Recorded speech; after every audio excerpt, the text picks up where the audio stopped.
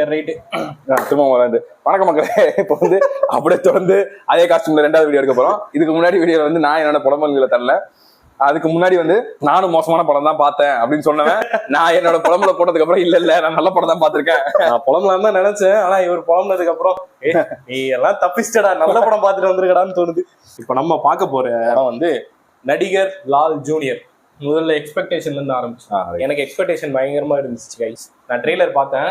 அதுவும் அந்த நடிகர் லால் ஜூனியர் போட்டோடனே நான் என்ன நினைச்சேன், ஆக்டர் எப்படி ஸ்டார் ஆகுறாரு, இல்ல ஒரு ஃபெயில்டு ஆக்டரோட கதை போல பயங்கர எமோஷனலா ஒரு மாதிரி கிரிப்பிங்கா இருக்க போது போல கதை. அதுவும் டொவினோ தாமஸ் நடிக்கிறாரு, சூப்பரா இருக்க போது, ஒரு மாதிரி படம் ஃபுல்லா எமோஷனலா இருக்க போகுது அப்படின்னு நினைச்சு போய் அதுதான் எக்ஸ்பெக்டேஷன். கதை நான் என்னன்னு சொல்றேன் சும்மா ஒன்லைன் மாதிரி. என்னன்னா டொவினோ தாமஸ் வந்து அப்பதான் பட்டிங் ஆக்டர், அப்பதான் வளர்ந்து வர்றாரு. ஒரு 3 ஹிட் கொடுத்துட்டாரு. 3 ஹிட் கொடுத்தோடனே அவர் வந்து ஒரு சூப்பர் ஸ்டார்ன்ற ஒரு இது ஸ்டேட்டஸ் போயிட்டாரு. அதுக்கப்புறம் தொடர்ந்து ஒரு 2-3 படம் ஒழுங்கா ஓடல. அந்த சூப்பர் ஸ்டார் ஸ்டேட்டஸ் போனோடனே அவருக்கு ஈகோ அதிகமாயிடுச்சு. இப்போ அவர் அதுல இருந்து எப்படி வெளியே வந்து திரும்பவும் பழைய மாதிரி ஹிட் படம் கொடுக்குறாரு அப்படின்றதுதான் கதை. ஃபர்ஸ்ட் ஆஃப் நானும் இதான் கதை நினைச்சேன். சரி இப்படியே தான் கதை போகும்னு பார்த்தா இதுக்குள்ள கிளை கதைகள் ஒரு 2 இருக்கு. ஓப்பனிங்ல என்ன பண்ணுவாங்கன்னா, டொவினோ தாமஸ்க்கு ஒரு பிளாஷ்பேக் இருக்கும், ஃபுல்லா காட்ட மாட்டாங்க, கட் சீன்ஸா காட்டுவாங்க, எமோஷனல் பிளாஷ்பேக். அதுதான் அதோட பேக் ட்ராப் பண்ண. ஆனா அதை எங்கேயுமே ரிவீல் பண்ண மாட்டாங்க. கிளைமேக்ஸ் தூக்கிட்டு போய் தான் அந்த கதையை சொல்லுவாங்க. சோ அது வரைக்கும் இவருக்கு என்னதான் பிரச்சனை, ஏன் இருந்தாலும் நடிச்சு தொலைய மாட்டான், ஒழுங்காவது நடிச்சு தொலைய வேண்டியதானே அப்படின்ற மாதிரி இருக்கும். அப்போ வந்து இவர் ஒரு சீனியர் டைரக்டரோட படத்துல புக் ஆவாரு. அந்த சீனியர் டைரக்டர் வந்து இவர் அசிங்கப்பட்டுருவாரு. என்னடா நடிக்கவே தெரியல உனக்கு, மாடு மாதிரி நின்றுருக்க அப்படின்னோடனே இவருக்கு ஈகோ ஹர்ட் ஆகி படத்துல இருந்து வெளில வந்துருவாரு. சரி ஓகே இப்ப ஆக்டிங் கோச் வேணும்ன்றதுக்காக ஷோபின் வருவார். இவருக்கு இன்னொரு 2 கிளை கதை சொன்னல, அதுல ஒரு கதை வந்து இவருக்கு எக்ஸ் ஒருத்தர் இருப்பாங்க, ஆக்ட்ரஸ் பாவனா, அவங்க தான் இருப்பாங்க.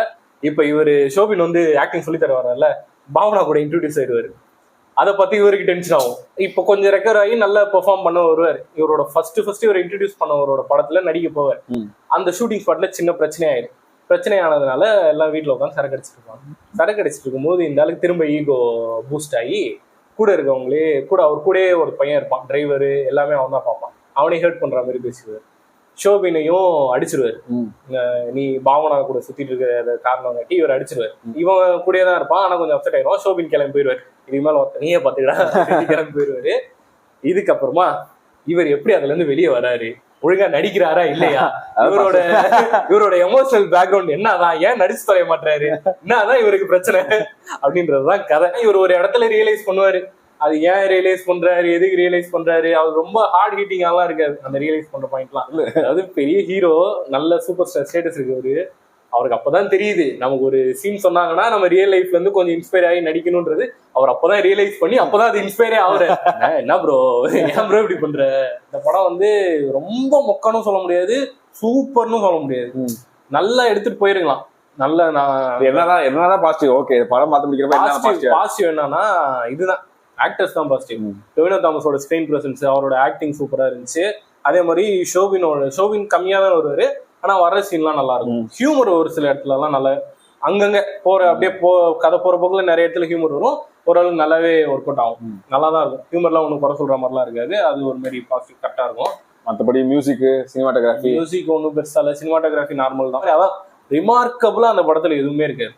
அப்படியே போய் உட்காந்தோம்னா ஒரே மீட்டர்லயே தான் போகும் கதை. எங்கேயுமே நம்ம எக்ஸைட் ஆகுறது ஒண்ணுமே இருக்கு. ஆனா என் பக்கத்துல ஒருத்த உட்காந்தாங்க, சிரிக்கிறான். சரி சிரிச்சுட்டு போட்டோம், பக்கத்து ஸ்கிரீன் கேட்கற அளவுக்கு சிரிக்கிறானே. அதுவும் அவ்வளவு பெரிய சீன், அவ்வளவு பெரிய ஜோக்கே இல்ல.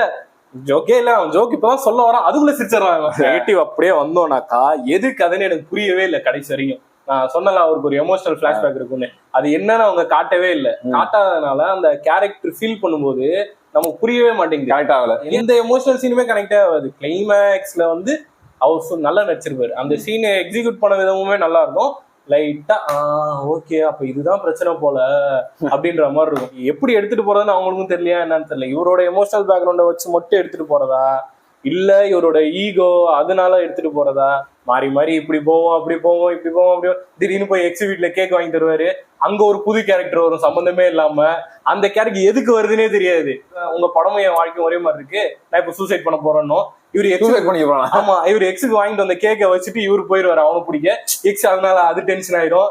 அப்புறம் அவன் என்ன அப்ப இவனை கூட்டு போய் வீட்டுல விடுறது இல்லாம கூட்டு போய் இவரு வீட்லயே வச்சுப்பாரு. இதை ஷோபின் வர பரவாயில்ல இவனை வீட்டுல வச்சிருக்கீங்க நல்லா இருக்கே அப்படின்னு. ஏங்க இதெல்லாம் என்னங்க பெரிய விஷயமாங்க, ஏங்க இப்படி பண்றீங்க?